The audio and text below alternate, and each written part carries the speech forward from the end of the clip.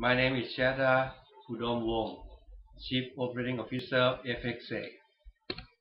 We have been in the software business in the food traceability for more than 10 years. Our customer rank from a small farm, the farm co-op, to the multi-billion dollar company that export quality food to Japan, Europe, and US. Nowadays we have 32 planned and produced templates ready, and we can build a new template within 2 business days.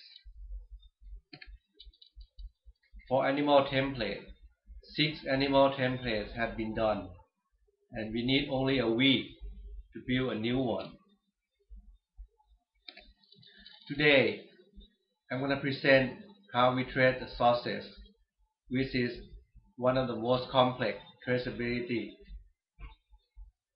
Before doing that, I have to tell you that sausage can make from chicken and pork, or mix between chicken and pork. When you trace back the chicken, we can go back to slaughterhouse, boiler farm, hatchery, parent stock, and feed mill. For pork, we can trace back to slaughterhouse, fattener, and sawball. Sawball is the father, mother of the pig you eat. As I said, sausage can make from pork or chicken, or mix of pork and chicken. Mix it with all ingredients and casing. We can trace ingredient and tracing by lot number by using our system, which I will show you later. Now we're going to log into the system and see the live demo. First, we log into the system, and then go to the trace module called IntroductionOpsSmart. Then we go checking using the trace. As you can see, the diagram I showed you before become an icon in this trace. First, we want to go start tracing from the shipment of sources. So we put in the finished good product code, lot number, and batch number. Then we start tracing.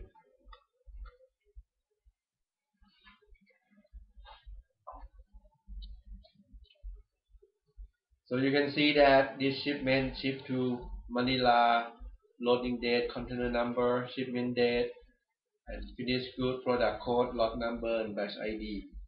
Then I want to see that how they freeze these sources. So we can go check on that one. This information can get into the system automatically when we can link to the freezing machine. So this information can be uploaded directly from the machine to our system. So you can see temperature in, temperature out, the batch number that coming in. Okay, that match the particular batch that is sent to the customer. Next, we want to see that the sausage is cooked right. So we went to pasteurize. So you can see that the finished good code, name, batch number, how do they pasteurize, and the temperature and how long. Same thing, this information can import directly from the machine into our system. Moving on to trace, as I told you that we not only trace the raw material, we can trace the ingredient. In the ingredient, you can see that we can trace tapioca or the salt that we put in the sauces, and see the batch number, the supplier name, supplier code, expire date.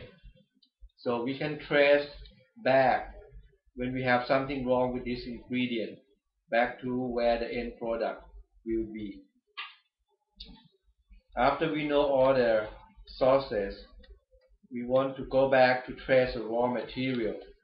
In this case, these sauces made from pork and chicken. First, I start with the pork side. fattener shipment. So we know that the sources made from the meat of pork coming from this farm code, unit code, generation code. So we see that it's the mix of the pork from many farms. Traceability brings you transparent of data from the beginning how you make the sausage. This data can be keyed in by inspector of farm. Our customers sometimes putting the computer at the farm level to key in information into the system. Right now our software is working on Internet Explorer, Safari, and Google Chrome. So it's work with iPad and Android machine. Some of our customers start using Android machine in the farm. Now, as you see, we can do estimated shipment of the finished product pork into the slaughterhouse. Next, I want to show you the fattener feed, which will tell what kind of food that the pig eat. So they know that in this case, you can see that it comes from this farm code and this house eating the feed number, feed code, and lot number, and quantity, how much do they eat. So we can also trace back is something wrong with the feed. Now I want to trace back to father and mother of the pig we eat. So we take to saw ball.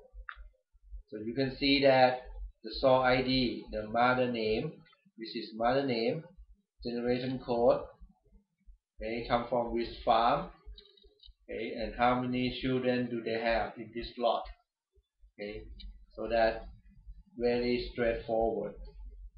Next, after we know a lot of things from the pigs, now we want to trade the chicken.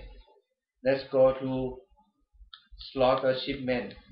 So we know that where the chicken come from, which factory that process the chicken.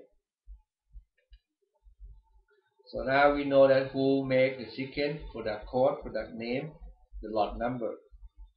Imagine when you make the chicken, you don't know it's going to end up with sausage. So the batch number it keeps changing along the way until the final product.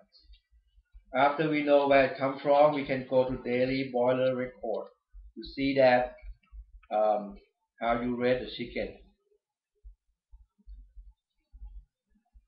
So we know that which farm doing it, which house number, the flock code, starting raising date, and number of bird.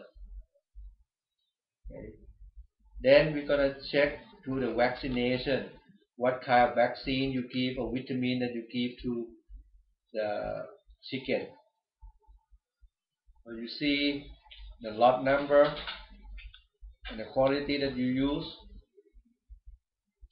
This information can be collected by the worker in the house. Normally they have the computer in front of the house to put in this information. Okay, let's move on. After you know that what kind of vaccine or vitamin you gave to the chicken, we trace to the father and mother of the chicken, go to parent stock house. So you see that it comes from which farm, what is parent stock code, stock number, raising date, total chick received.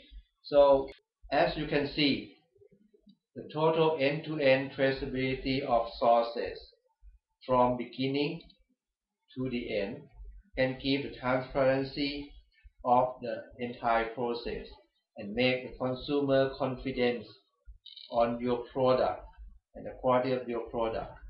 If you need more information, please go to www.fxagroup.com. Thank you very much for your time.